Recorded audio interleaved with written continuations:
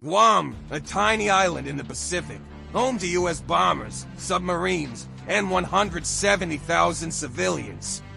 But in a real war with China or Russia, Guam becomes target zero. Today we ask one terrifying question: can THAAD stop a hypersonic missile strike on Guam?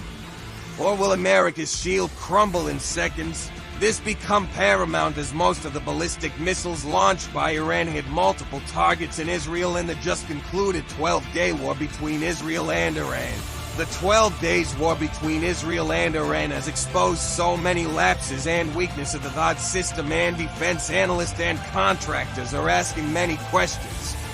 Welcome to Defense Decrypted. THAAD stands for Terminal High Altitude Area Defense.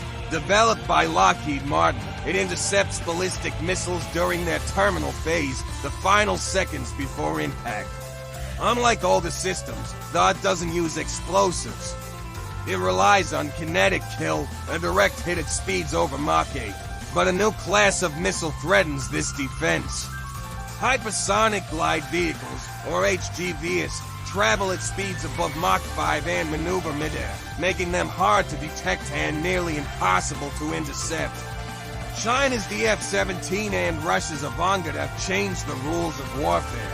The DF-17 is a game changer. Launched atop a standard ballistic booster, it deploys a glide vehicle that flies unpredictably at hypersonic speed. Russia's Avangard goes even faster, Mach 20, with high-altitude evasion. Both are designed to defeat current missile shields like THAAD. THAAD uses a powerful expand radar called NPPY to track incoming threats. Once a missile is locked, the system fires an interceptor. The missile uses onboard infrared sensors to home in and destroy the target by crashing into it at incredible speed. Here's the problem: THAAD was built to stop ballistic missiles with predictable arcs. Hypersonics don't fly in arcs. They dive, weave, and dodge. The radar can struggle to track them, and even if it does, the interceptor may not react fast enough. Let's break down the physics. A hypersonic glide vehicle like the F-17 travels at over 6,000 kilometers per hour. The THAAD interceptor travels at Mach 8, around 9,800 kilometers per hour. While it seems fast enough, the challenge is time. From detection to interception, Guam's THAAD crews have mere seconds to respond. Worse, glide vehicles don't follow straight lines. They snake midair, altering trajectory with unpredictable rolls and dips, making radar tracking and interception nearly impossible at current reaction speeds. Guam's role in a Pacific war is undeniable. It's America's nearest large base to China and North Korea, the anchor for bombers, submarines, and logistics. China knows this. The island is well within the strike range of China's DF-26 Guam killer and the newer hypersonic platforms. If Guam falls, or is even temporarily disabled, it severs America's strike capability deep into Asia. To protect Guam, the U.S. has built a multi-layered missile shield.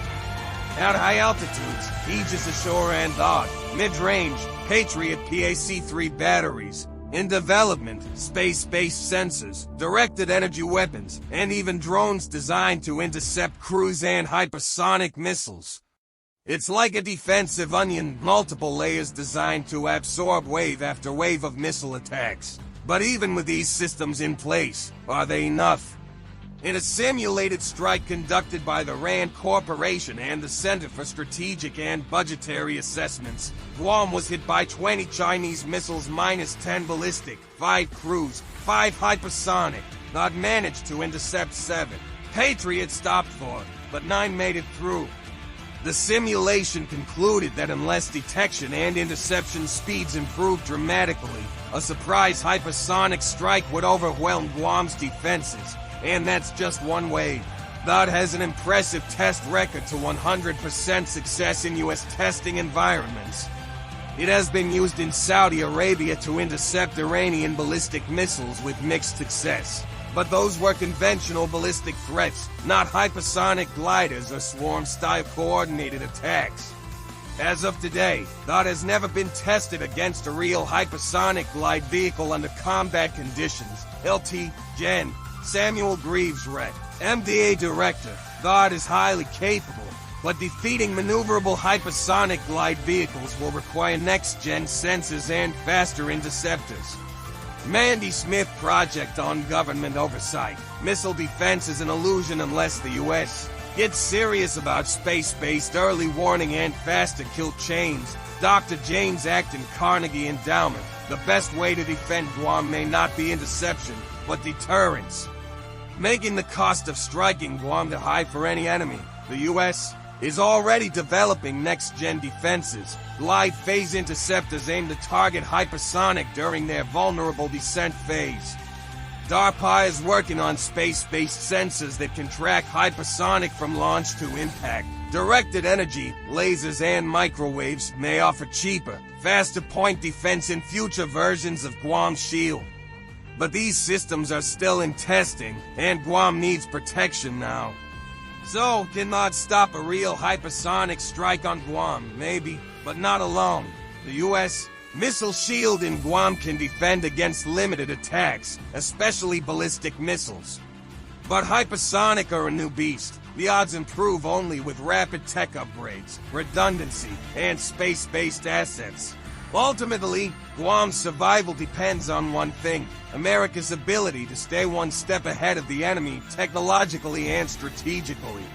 The race is on. Thanks for watching Defense Decrypted.